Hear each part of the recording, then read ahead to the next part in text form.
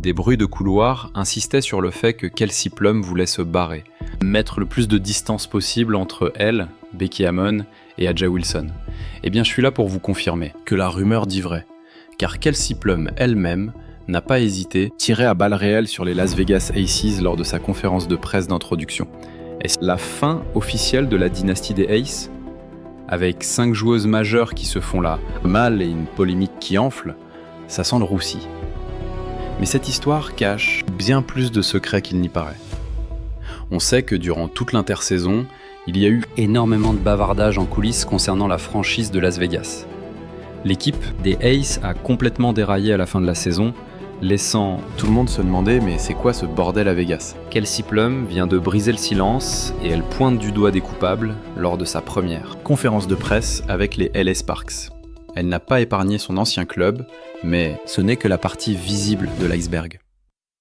A'ja Wilson est-elle la cause de l'exode et de l'implosion de l'équipe ? La coach Becky Hammon est-elle impliquée ? Ou y a-t-il un complot plus vaste ? Analysons tout ça. Écoutez cette question posée à Kelsey. Tu arrives d'un environnement à Las Vegas qui valorisait vraiment la santé et l'expérience des joueuses. Je suis curieux, qu'est-ce qui t'a convaincu à LA que les Sparks offriraient aussi une expérience et des infrastructures de haute qualité ? Imaginez la scène. Kelsey Plum au podium, le maillot des LA Sparks, à la main. L'atmosphère est lourde, chargée d'anticipation. Quelque chose cloche. On peut le sentir. Qu'est-ce qu'elle va lâcher ? Je dois dire qu'à chaque étape, ils ont non seulement atteint, mais explosé mes attentes. Et je n'ai jamais été aussi bien traité de toute ma carrière de joueuse WNBA. Je pense que, tu sais, parfois, les gens ont leur propre vécu, mais je parle pour moi, et ici, c'est la classe internationale. Au début, c'est grand sourire et remerciements, le blabla habituel des conférences de presse, mais soudain, Plume largue une bombe qui envoie une onde de choc à travers toute la WNBA.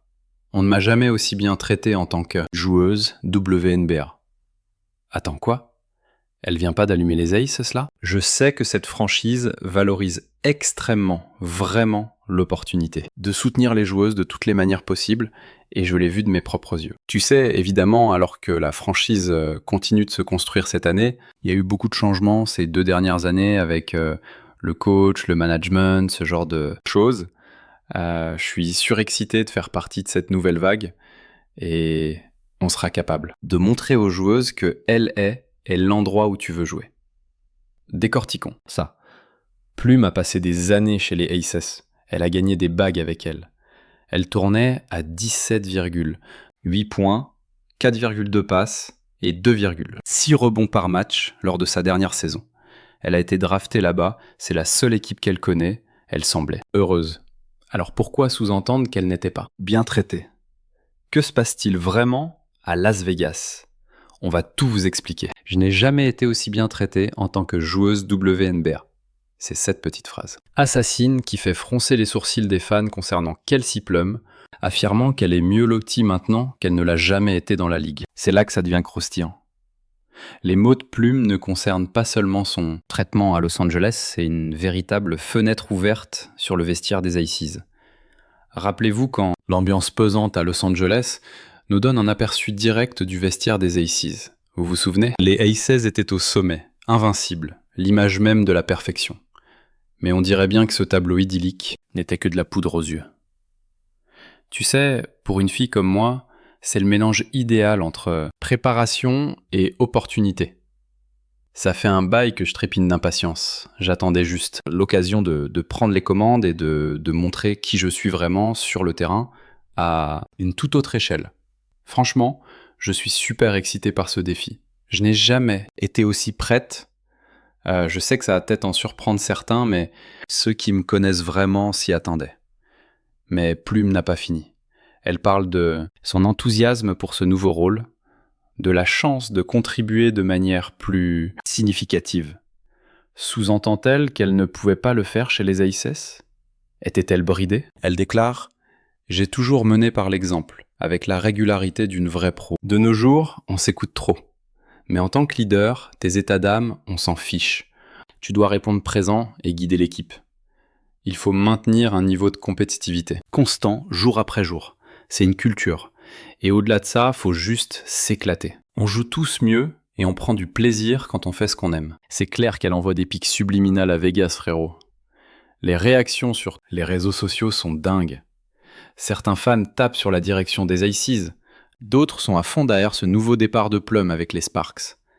Un fan a même balancé que Kelsey va enfin pouvoir se concentrer sur son jeu sans devoir rappeler à chaque fois comment. Une certaine personne a été élue MVP à l'unanimité. Aïe, ça c'est un tacle direct à la gorge pour A'ja Wilson. Je ressens juste une vague d'amour incroyable, tu vois, comme si on m'accueillait à bras ouverts.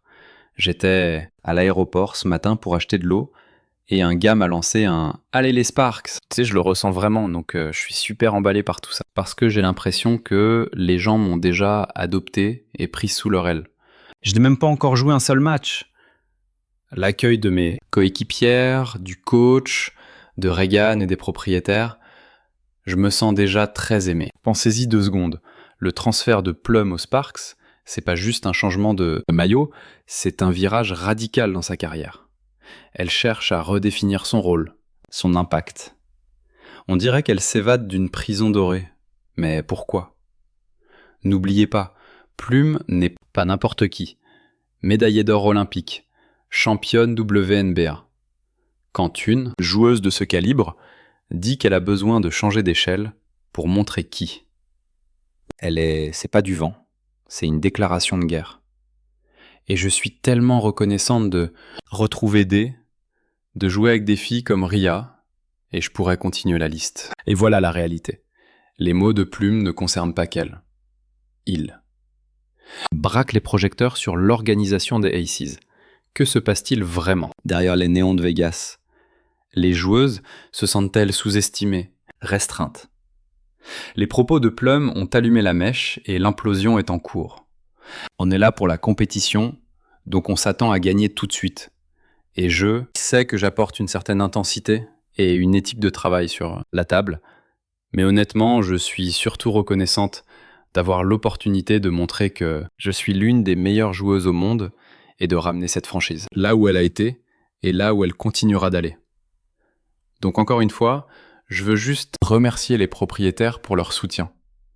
Ça signifie beaucoup que tout le monde soit là. C'est une nouvelle ère à LA, alors on va envoyer du lourd. Vous vous rappelez quand les Aces étaient l'équipe que tout le monde voulait rejoindre ? Quand les joueuses baissaient leur salaire juste pour avoir une chance de décrocher la bague de championne ? Eh bien, c'est fini tout ça. L'empire des Aces s'effondre plus vite qu'un château de cartes en pleine tempête à Vegas, et vous n'allez pas croire qui est la prochaine à quitter le navire. Donc pour tous les fans des Aces, qui réalisent que c'est fini, c'est plié, le règne des Aces est terminé, je comprends. C'est la dynastie la plus courte de toute l'histoire du basket. Tu sais, je n'ai jamais entendu parler d'une dynastie qui rafle 2 titres et qui disparaît aussi. Sec, on voit toutes ces agents libres chasseuses de bagues fuir Vegas après leur défaite choc en demi-finale. La coach Becky Hammon nous avait prévenu que du changement arrivait, mais personne n'avait vu venir un truc pareil. C'est pas juste 1 ou 2 joueuses qui partent, c'est un véritable exode. L'effectif des Aces ressemble désormais à du gruyère. On doit s'améliorer. On doit vraiment prendre du recul, se regarder franchement dans le miroir, voir nos défauts et ensuite, tu sais, il faut faire les mouvements nécessaires, peu importe ce que ça implique, pour présenter le meilleur produit possible. Ce ne sera probablement pas le même groupe l'année prochaine, ça non. Et ça m'attriste parce que j'aime vraiment ce groupe. C'était des emmerdeuses, mais j'étais une emmerdeuse pour elles aussi. Commençons par Kate Martin. Vous vous souvenez d'elle ? La chouchoute du public, la jeune joueuse prometteuse qui faisait rêver les supporters des Aces. Eh bien, Aces l'ont laissée sans protection lors de la draft d'expansion. Et les Valkyries de Golden State l'ont happée plus vite que l'éclair. Une erreur de débutant ? Martin est emballée par son nouveau job. Elle dit « Je suis vraiment impatiente pour ce nouveau départ et de construire quelque chose à partir de zéro ici, avec les Valkyries. » Aïe, les Aces, ça doit piquer. Je suis super excité. Tu sais, cette ligue est faite d'opportunités. Et tu sais, il suffit d'une chance, pas vrai? Et je suis très reconnaissante envers les Aces et tout ce que j'ai pu y apprendre. Mais je suis vraiment impatiente pour ce nouveau chapitre et de bâtir quelque chose depuis le début, ici, avec les Valkyries. Mais attendez, c'est pas tout. Sydney Colson, la meilleure, pote de Wilson et l'ambianceuse du vestiaire, fait ses valises pour l'Indiana. C'est ça. Colson rejoint le Fever, laissant Wilson sans son binôme sur le terrain. C'est comme regarder l'alchimie des Aces s'évaporer sous nos yeux. Tu veux me dire que la double championne WNBA, le visage de cette sacrée ligue, d'accord? La star des Aces, son bras droit Sydney Colson, ne revient plus chez les Aces et signe avec le Indiana Fever. D'abord, est-ce que le Fever a encore des places disponibles dans l'effectif? Combien de monde vous allez signer, les gars? Et si vous pensiez que c'était tout, accrochez-vous. Tiffany Hayes, la 6e joueuse de l'année, en titre de la WNBA, dit aussi adieu à Sin City. Elle rejoint Kate Martin chez les Valkyries, emportant ses 9,5 points, 2,8 rebonds et 2,1 passes décisives par match avec elle. C'est un coup dur pour la profondeur de banc des Aces, les amis. Ensuite, bien sûr, il y a Tiffany Hayes qui, les gars, Tiffany Hayes n'était même pas censée être en WNBA la saison dernière. Elle avait en fait pris sa retraite durant l'intersaison de 2024. Mais on n'a pas fini. Alysha Clark, après avoir gagné un titre avec les Aces, retourne sur ses anciennes terres à Seattle. Elle est ravie de ce retour et dit « J'adorerais retourner dans ma maison WNBA » qui est Seattle. Et une de plus au tapis pour les Aces. Parlons d'Alysha Clark. Selon Ramona Shelburne de ESPN, les Aces voulaient ramener Alysha Clark, mais quand Seattle a toqué à la porte, Alysha n'a pas hésité une seconde. Tu sais quoi? Je fonce. Je rentre à la maison. Pour ceux qui débarquent et ne connaissent pas encore Alysha, Clark, c'est 2 bagues de championne avec le Storm en 2018 et 2020. Et aujourd'hui, à 37 ans, elle compte bien ramener sa défense de fer et ses shoots à 3 points à Seattle. Alors, qu'est-ce qui pousse tout le monde vers la sortie? Est-ce l'appel de nouvelles? Aventure ou y a-t-il un truc qui cloche au royaume de l'As? Vegas? C'est là que ça devient croustillant. Le plafond salarial des Aces est plus serré que la main d'un flambeur de casino sur ses jetons. Après avoir lâché un contrat supermax pour Jewel Lloyd, les Aces galèrent grave pour compléter l'effectif avec des contrats au minimum syndical. C'est littéralement une partie de chaise musicale à haut risque, et les Aces sont à court d'options. Écoutez, sans vouloir vous vexer, je ne suis pas là pour briller pour vous. Je veux être au top pour mon équipe, je veux marquer l'histoire de cette franchise. Et c'est super dur, vraiment. Parce qu'il y a une tonne de gens qui veulent te voir tomber. Il y a des équipes incroyables dans cette ligue qui vont venir nous chercher chaque soir de match. Mais quand il faut assumer ses responsabilités, j'ai aucun souci avec ça. Parce que je vise l'excellence. Je veux être la meilleure pour mes coéquipières. Alors oui, ça commence à l'entraînement, ça commence dès le camp de préparation, ça se joue dans les victoires comme dans les défaites. Mais je ne lâcherai rien, je vais continuer à me challenger, moi et mes partenaires, jour après jour. Parce que quand on parle de grandeur, la clé, c'est la régularité. Bon, parlons de ce qui se passe vraiment en coulisses chez les Aces. Vous pensiez que la fuite des talents, c'était chaud? Accrochez-vous, parce que le bordel au bureau fait passer leurs problèmes sur le parquet, pour un jeu d'enfant. Vous vous rappelez quand la direction des Aces faisait baver toute la ligue? Cette époque est révolue, c'est devenu une ville fantôme. Et au cœur de ce chaos, on trouve la manager générale, Natalie Williams. Enfin, je devrais dire l'ex-manager général. Et oui, Williams a pris la porte, sous prétexte d'une vague restructuration. Mais c'est là que ça devient bizarre. Des mois plus tard, les Aces n'ont toujours pas nommé de remplaçant. Tu parles de laisser ton organisation dans le flou total. Mais il y a aussi un truc énorme que vous devez tous garder en tête. Les Las Vegas Aces naviguent sans capitaine à l'heure actuelle. Ils ont viré leur GM il y a quelques mois et n'ont mis personne à ce poste. Du coup, Nicky Fargas et Becky Hammon essaient de faire des miracles sans véritable direction sportive. Mais attendez, c'est pas fini, les rumeurs enflent.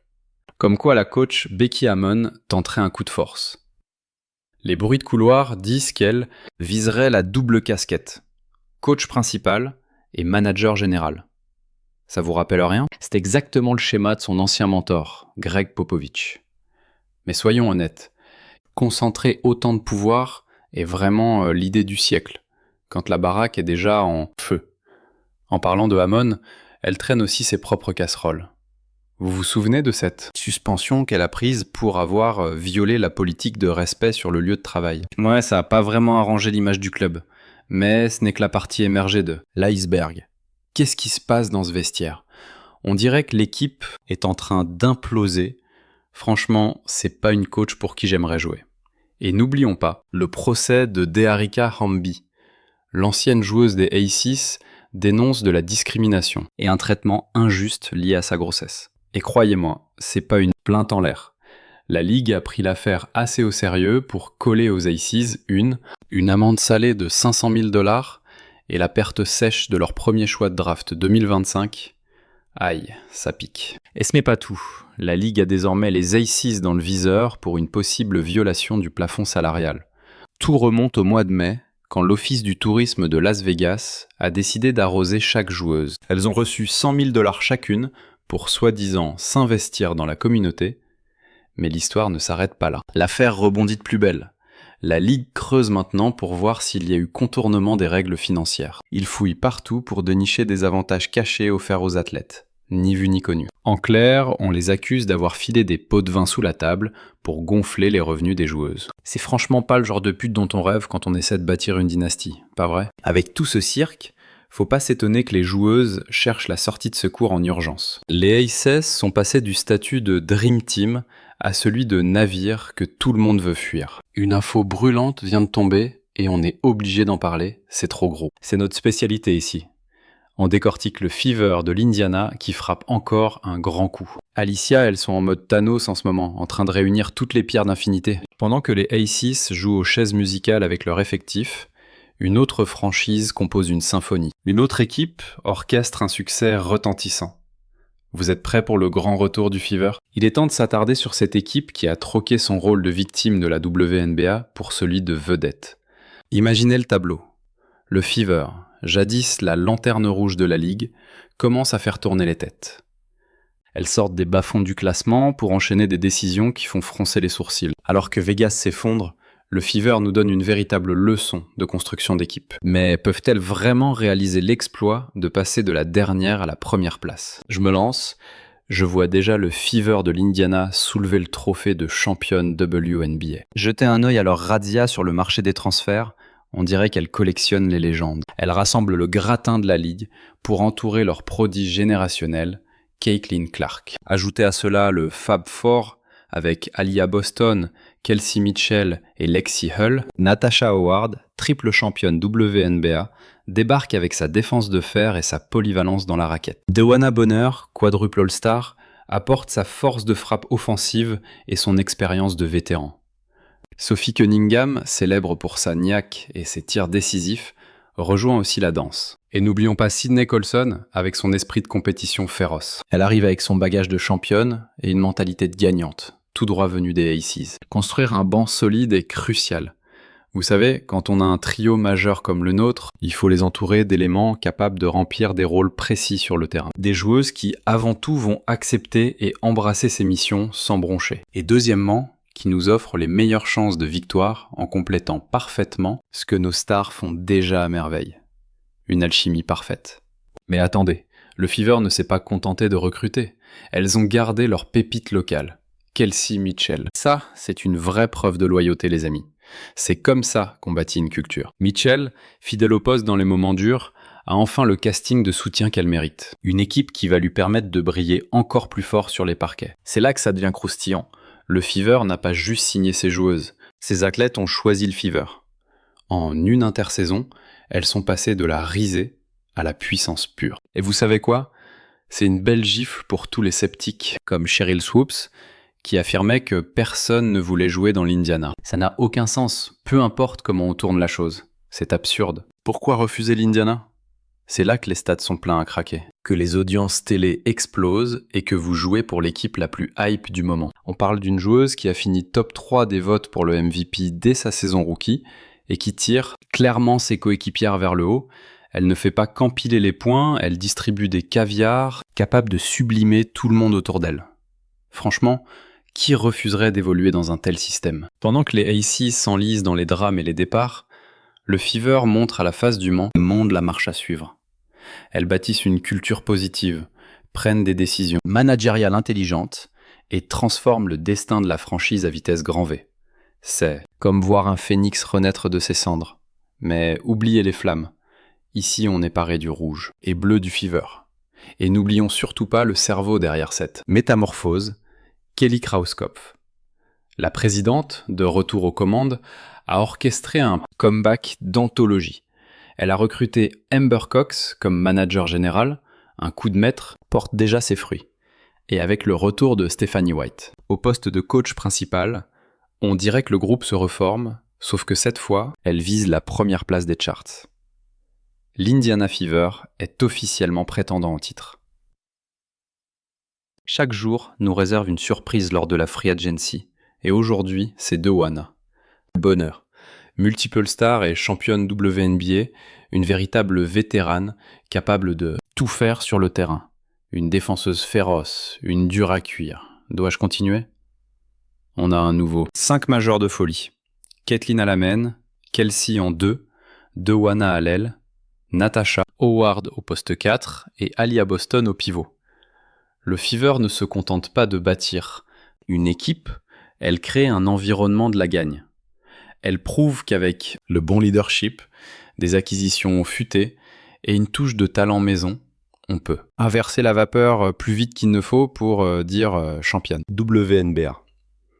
L'Indiana Fever est en train de devenir une machine de guerre en douce. Et ce n'est pas seulement grâce à Caitlin Clark. Elle ramène des figures clés, comme Kelly Krauskopf, ajoute des vétéranes baguées pour épauler leur étoile montante. Pendant ce temps, les Aces gèrent des embrouilles de vestiaire et des soucis de leadership qui pourraient bien saboter leur reconstruction.